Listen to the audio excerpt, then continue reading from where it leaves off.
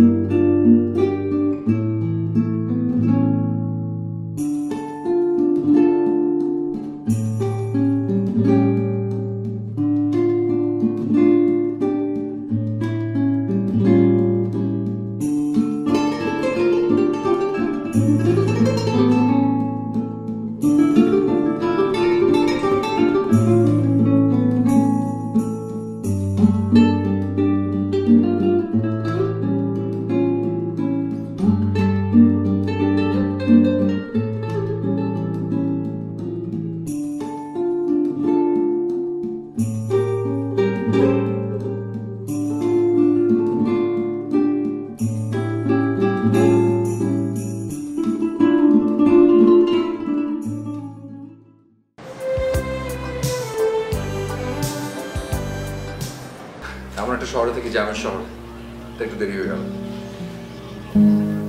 It's alright, no problem.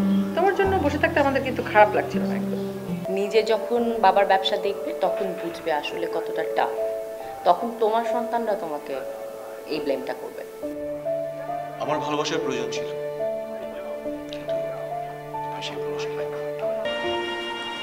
Sultana, প্রতি মুহূর্তে তোমার জন্য সন্তানের কাছে আমাকে প্রশ্নবিদ্ধ হতে হয়।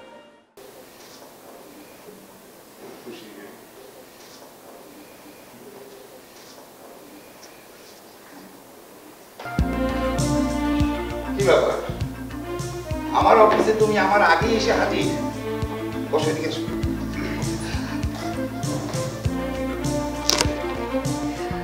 আপনি তো বড় মাপের ডিরেক্টর প্রডিউসার ভাইয়া। আমার মতো অতি নায়িকা আপনার অফিসে তো ধুলো মারতেই হবে। খুব ভালো বলেছেন। কাজের জন্য তোমার মধ্যে যে আগ্রহ দেখেছি, যেটা অন্য কোনো মেয়ের মধ্যে পাই নাই। আমার বিশ্বাস তুমি এই টার্গেট ধরে রাখতে পারলে পরে একদিন অনেক বড় নায়িকা হবে, এতে কোনো সন্দেহ নেই। কিন্তু ভাইয়া, আমাকে তো কেউ সুযোগ দিচ্ছে না। কেন? আমি সুযোগ দেব, কিন্তু শর্ত আছে। শর্ত? শর্তের কথা শুনে অবাক হচ্ছ কেন? তোমার পিছনে ইনভেস্ট করব, ভেবে চিন্তে করতে হবে না? সেটা কিভাবে? যেমন ধরো, নাচ, গান, সংলাপ বলে ইত্যাদি ইত্যাদি। ও আচ্ছা আচ্ছা, এই প্রতিভা তো আমার আছে, কোনো সমস্যা হবে না। তো তোমার বাসা কোথায়? আমার বাসা হচ্ছে বনানীতে। যে কোনো ডিরেক্টর ডাকলেই কাজ করা যাবে না, কাজটা দেখতে হবে, কোয়ালিটি কি, কাজের কোয়ালিটি ইত্যাদি।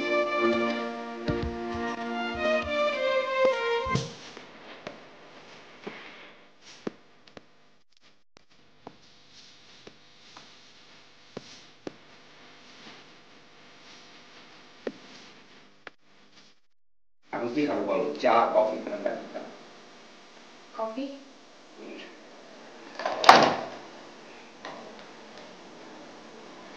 আর দুটো কফি বানাও। শিওর।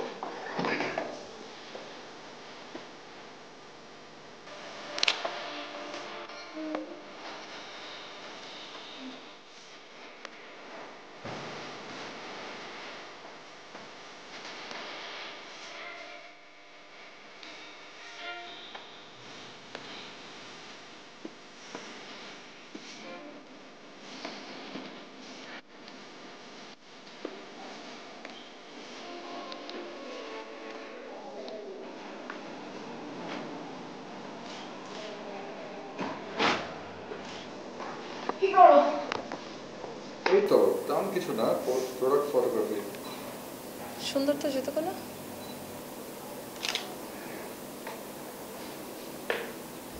দীপ্তি আসেনি? কেন? আমাকে দেখে খুশি হওনি?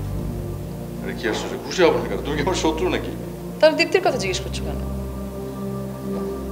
আরে কি আশ্চর্য, তুমি তো কাল ফোন করে বললে যে তুমি আর দীপ্তি আসছো আজকে। হ্যাঁ, দীপ্তি আসেনি, আমি এসেছি। ওকে, চলো কফি খেয়ে আসি, বাইরে যাই। কফি বাইরে খেতে হবে না, আমার এখানে একটা ছেলে আছে, খুব ভালো কফি বানায়, দিতে বলবো? তোমার কথাটা শুনে না আমার গাটা একেবারে জ্বলে গেল। আমার মনে হচ্ছে তুমি ইদানিং আমাকে অ্যাভয়েড করছো, এবং দীপ্তির সাথে পরিচয় হওয়ার পর থেকে তোমার এই সিচুয়েশন। তুমি কি প্রেমে টেমে পড়ছো? তাই?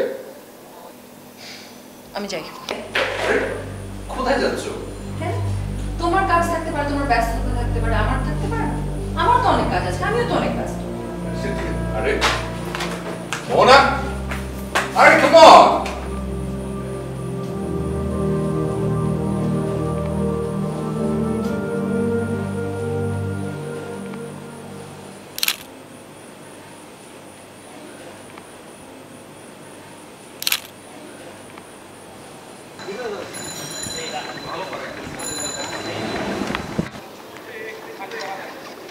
বলো কোথায় খাবে তুমি? যেখানে তুমি খাওয়াবে। এটা কোনো কথা? নিজের একটা পছন্দ আছে না?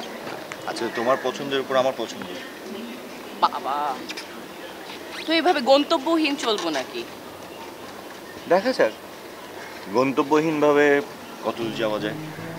গন্তব্যহীনভাবে বেশি দূর যাওয়া যায় না। বাই দ্য ওয়ে, বলো তো তোমার লাইফের টার্গেট কি? আমার লাইফের টার্গেট? আমার লাইফের টার্গেট হচ্ছে সুন্দর একটা সংসার, যেখানে শুধু সুখ আর সুখ। সংসার? সংসার তো সবার জীবনেই চাওয়া, কিন্তু ক্যারিয়ার? ক্যারিয়ার নিয়ে কি ভাবছো? মানে তোমার বাবার ব্যবসা দেখবে না তুমি? বাবার ব্যবসা দেখার কোনো শখ নেই আমার, কিন্তু পড়ালেখা করেছি, অনেক সার্টিফিকেট পেয়েছি, দেখি ওই সার্টিফিকেটের জোরে কোনো ভালো একটা চাকরি করতে পারি কিনা। আমার মনে হয় সেটাই ভালো। নিজের ক্যারিয়ার নিজেই আসলে তৈরি করা উচিত, তাতে শান্তি লাগে বেশি। তুমি সবসময় আমার পাশে থাকো। ফ্রেন্ডরা কি কখনো ছেড়ে যায় নাকি? Thank you. আচ্ছা, তাহলে আমরা আমাদের রেগুলার রেস্টুরেন্টেই যাই না? আরাম হবে ওখানে বসে। এখানে আজকেও? ওকে, চলো। আচ্ছা ঠিক আছে, অন্য কোথাও যাই। না না, ওইখানে চলো। শিওর? হ্যাঁ, ওখানে চলো। গুড, তাহলে সোজাই, আমার সোজা যান।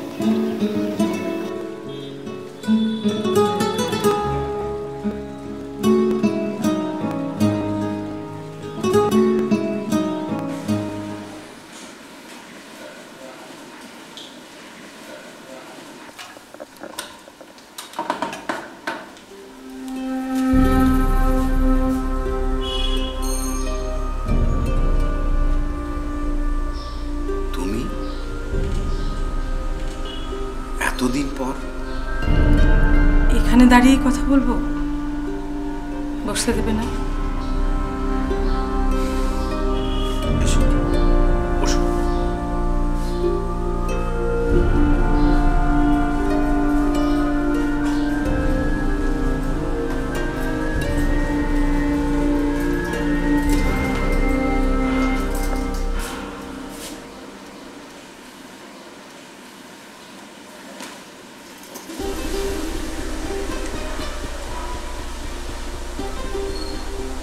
সেই তুমি এলে এতগুলো বছর পর। তোমার জন্য বাধ্য হয়েছি। থাক, এসব কথা আর বলতে চাই না, বাদ দাও। আদনান কোথায়? তো কখন আসবে? আদনান আর এখন সেই ছোট্টটি নেই। তুমি যখন চলে গিয়েছিলে তখন ওকে কোলে পিঠে করে আমি মানুষ করেছি। সেই দিনগুলো খুব কষ্ট হয়েছে আমাদের। সামান্য জব, ক্যারিয়ার এগুলো কন্টিনিউ করতে তুমি যে ভুল ব্যাখ্যাগুলো আমাদেরকে দিয়েছিলে সেটা খুব মনে পড়েছে এতদিন। ভুল বুঝেছ। আমি চেয়েছিলাম আদনানকে সঙ্গে নিয়ে যেতে, কিন্তু তুমি সেটা দাওনি। কিন্তু আমি তো আলাদা হতে চাইনি। তোমার জন্য বাধ্য হয়েছি। থাক, এসব কথা আর বলতে চাই না, বাদ দাও। আদনান কোথায়? ও কখন আসবে? শুধু শুধুই আদনানের খোঁজ করছো। আদনান তোমাকে কোনোভাবেই ভালোভাবে নিতে পারবে না, এটা আমি জানি। মা সন্তানের সম্পর্কের মূল্য দেওয়া তোমার পক্ষে কখনো সম্ভব না, তাই তুমি এসব কথা বলছো। জীবনের প্রথম দিকেই তুমি আমাকে বুঝতে পারোনি, আমার কোনো কথা বিশ্বাস করোনি, আর এখনো যে বিশ্বাস করবে সেই ভরসা তো তোমার কাছে পাই না। যাই হোক, এসছো, বসো, রেস্ট নাও, ফ্রেশ হও। তোমার লাগেজ কোথায় আমি দেখছি।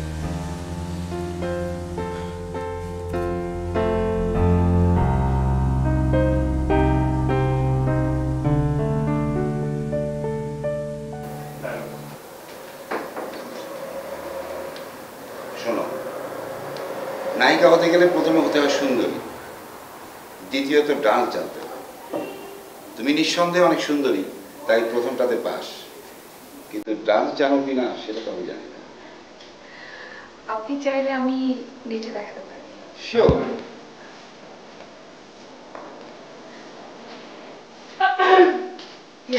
কেমন আছো ভাইয়া? আরে মোহনা, তুমি হঠাৎ, আরে বসো বসো বসো। আচ্ছা, কি খবর হঠাৎ করে তুমি? ও, তোমার সাথে পরিচয় করে দিই, ও হচ্ছে ঋতু, অনেক প্রতিভাবান। হ্যালো। আর শোনো ঋতু, তুমি বাড়ি গিয়ে বসো, আমি একটু মোহনের সঙ্গে জরুরি কথা বলবো।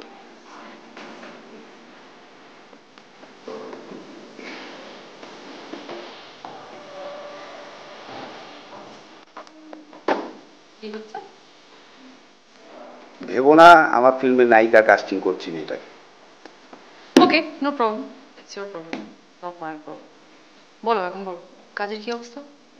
প্ল্যান করছি, প্ল্যান হলেই জানাবো তোমাকে। কি বললা তুমি? আমি কিছুই বুঝলাম না। ফোন করে বললা যে কতগুলা কাজের প্ল্যান করতেছো, আমাকে কিছু কিছু শেয়ারও করলা, বললা পরে ফোন করবা, তারপর তোমার আর কোনো খোঁজ নাই। আরে বাবা, সব প্ল্যানিং হচ্ছে, প্ল্যানিং কমপ্লিট হলেই তোমাকে আমি জানাচ্ছি। এখনো প্ল্যানিং হচ্ছে? এতদিন ধরে প্ল্যানিং হচ্ছে? ডেটটা হলেই আমি তোমাকে জানাচ্ছি।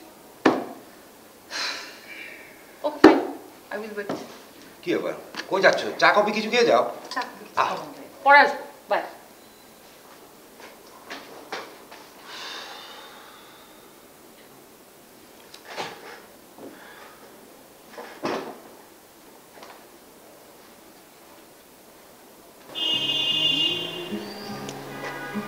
তার মানে এখন আমাকে আঙ্কেলের সাথে কি দেখা করতে হবে তো? Any time. তুমি আমার জন্য যা করেছো, এই উপকার সারা জীবন আমার মনে থাকবে। মানে এই ঋণ আমি কিভাবে শোধ করবো আমি জানি না, সিরিয়াস। তুমি আমার ঋণ শোধ করতে চাও? ঠিক আছে, যেদিন আমি দেখব তোমার ছবি সারা বাংলাদেশে বিলবোর্ড হয়ে আছে, সেদিন আমি রিয়েলাইজ করব যে তুমি আমার ঋণ শোধ করেছো।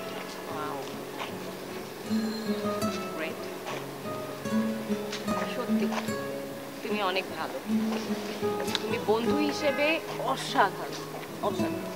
প্লিজ, এখন তুমি আমাকে গালাগালি করা বন্ধ করবে।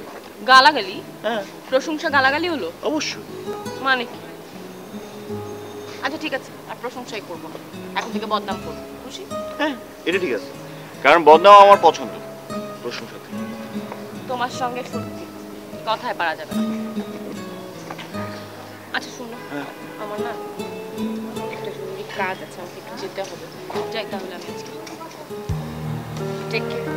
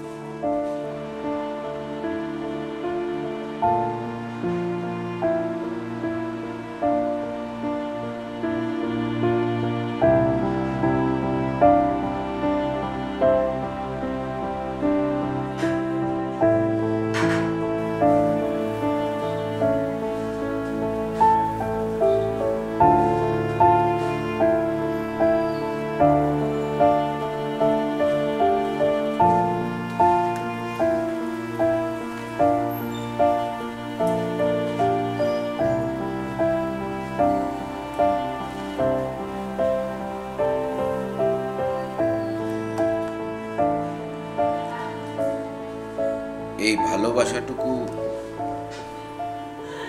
আগে দেখানোই তো ভালো ছিল।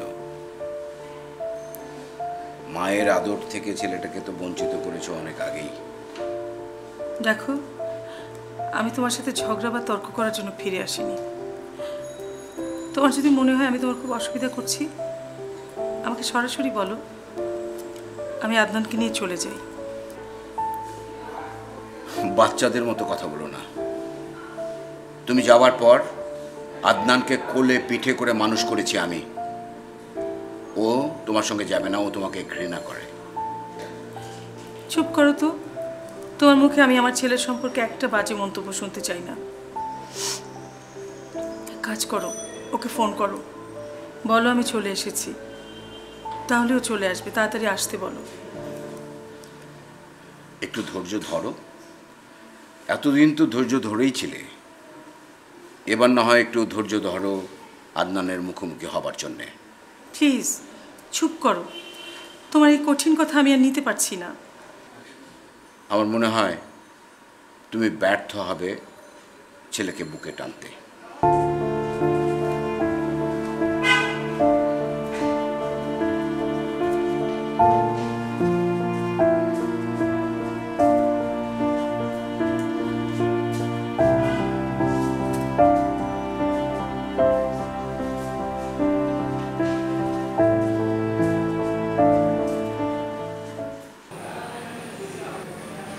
আসতে পারি? আরে দীপ্তি প্লিজ আসুন আসুন। প্লিজ বসুন। Thank you.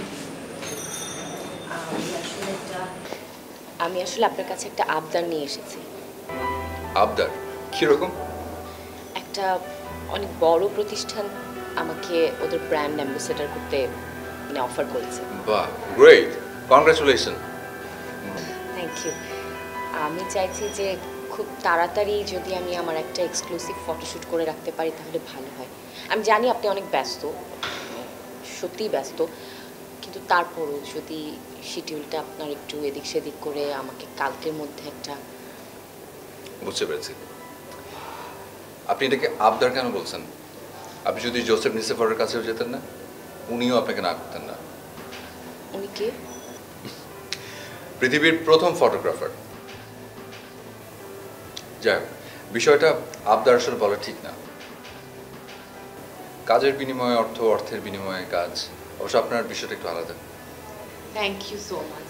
তাহলে আমি কাল আসি। শিওর। Thank you. আমি এখন ইয়ে দীপ্তি, জি। আমার এখানে না দুর্দান্ত কফি হয়। ইনফ্যাক্ট ওই দুর্দান্ত কফিটা আমি নিজেই বানাই। আপনি যদি চান আমরা দুজন কি একসঙ্গে একটু কফি খেতে পারি? দুর্দান্ত কফি হলে অবশ্যই খেতে পারি। ঠিক আছে, আপনি একটু বসুন, না কফিটা বানিয়ে নিচ্ছি। Thank you.